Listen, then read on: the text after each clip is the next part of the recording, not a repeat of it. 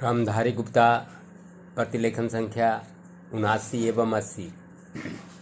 सभापति महोदय, जिस विधेयक पर इस सदन में चर्चा हो रही है उसका इस देश के अधिकांश लोगों ने और इस सदन में भी अधिकांश सदस्यों ने स्वागत किया है।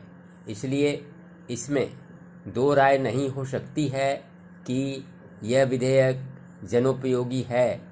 यह ठीक है कि कुछ लोगों ने, जिनके निहित स्वार्थ हैं, इस विधेयक का विरोध करने की हिम्मत की है।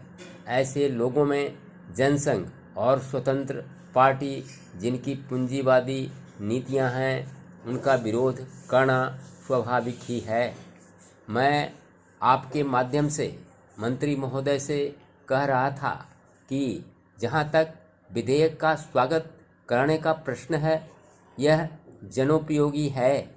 जहां मैं इस विधेयक का स्वागत करता हूं, वहां यह भी निवेदन करना चाहता हूं कि इस कानून को सफल बनाने के लिए, जैसा प्रधानमंत्री ने सदन में अभी कहा, जो लोग इसका स्वागत करते हैं उनको उचित दृष्टिकोण और ईमानदारी के साथ काम करना चाहिए। हमारे देश ने गरीबी को दूर करने के लिए पंचवर्षीय योजनाओं के माध्यम से योजनाबद्ध तरीके से विकास के कार्यक्रम को चलाने की नीति अपनाई है।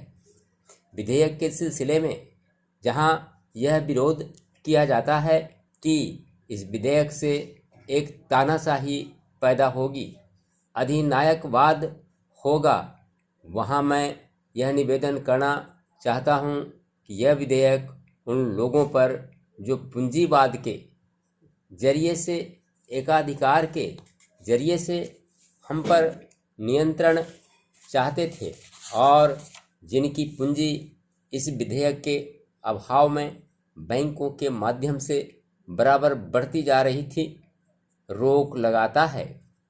उनकी नीतियों का परिणाम यह हुआ, देश के चंद लोगों की पूंजी जो इन बैंकों के स्वामी थे अत्यधिक बढ़ गई। हमें मालूम है कि स्वतंत्रता के बाद देश में बिड़ला और टाटा की पूंजी किस प्रकार से कई गुनी बढ़ गई है। इसलिए कांग्रेस पर यह आरोप लगाया जाता रहा है कि उसके राज्य में मालदारों की मालदारी बराबर बढ़ती गई है। इसको कम करने के लिए कांग्रेस के निर्णय के अनुसार यह कदम उठाया गया। यह कदम स्वागत योग्य है, लेकिन जहां इस कदम का स्वागत करने की बात है, वहां इस बात की आवश्यकता भी है कि यह विधेयक खाली कागजों में ही न बना रह जाए। आज के ज़माने में हमारे शासन में जिस तरह से नौकरशाही का बोलबाला चला आ रहा है, जिसको यह सरकार समाप्त नहीं कर सकी है। सभापति महोदय, मैं निवेदन करना चाहता हूं कि सबसे बड़ी आवश्यकता इस बात की है कि इन बैंकों में इन नौकरशाहों को न रखकर उनके संचालन के लिए ऐसे लोगों को रखा जाना चाहिए जिनका बैंकों के राष्ट्रीयकरण में पूर्ण विश्वास हो। क्योंकि किसी संस्था में जब उस संस्था को चलाने वाले लोग ऐसे नहीं होते जो संस्था के कार्यक्रम में विश्वास रखते हों, तब तक यह संस्था कभी सफल नहीं हो सकती। मेरा कहना यह है कि हमारे देश में सार्वजनिक उपक्रम जो असफल है, उसका सबसे बड़ा कारण यही रहा है। जितने भी असफलता हुई है उसका कारण हमारी नौकरशाही रही है। जिस नौकरशाही को समाजवाद में बिल्कुल भरोसा नहीं है, उसका सदा बोलबाला रहा है।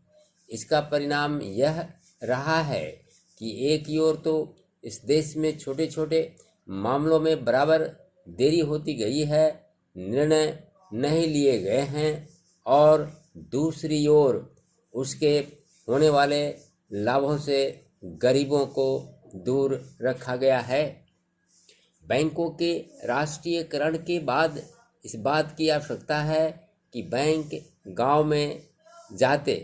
आज तो बैंक एक तरह से शहरों के एकाधिकार हो गए हैं, जिसके कारण वही पर सारे उद्योग पनपते जा रहे हैं। शहरों की जनसंख्या बढ़ती जा रही है और अलग अलग तरह की समस्याएं उत्पन्न हो रही हैं।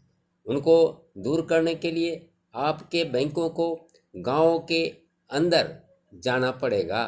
इसके लिए सरकार को कदम उठाना पड़ेगा और निश्चित तरीके से योजनाएं बनानी पड़ेगी, निश्चित निर्देश देना पड़ेगा, जिसके आधार पर बैंकों का ज़्यादा से ज़्यादा लाभ गांव और उन कस्बों को ही जहां अभी तक लोगों का काफ़ी विकास नहीं हो पाया है। सभापति जी सांप्रदायिकता और जातिवाद इन दोनों के विरुद्ध सभी राजनीतिज्ञ हैं और जो इन दोनों से लाभ उठाना चाहते हैं, कम से कम मौखिक रूप से तो वह भी यही कहते हैं कि सांप्रदायिकता बुरी है, जातिवाद बुरा है। मैं तो यही मानकर चलूँगा कि जब पूरा देश यह कहता है कि ये दोनों चीज़ें बुरी हैं, तो सचमुच सभी यही चाहते हैं कि न सांप्रदायिकता रहे और न जातिवाद रहे। आज भी हमारे देश की राष्ट्रीय आय का 50% कृषि से आता है। हमारे देश के कुल निर्यात के सामान में 70% कृषि उत्पादन की चीज़ें शामिल होती हैं।